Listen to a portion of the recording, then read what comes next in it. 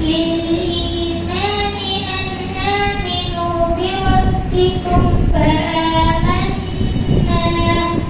ربنا فاغفر لنا ذنوبنا وكفر عنا سيئاتنا وكفر عنا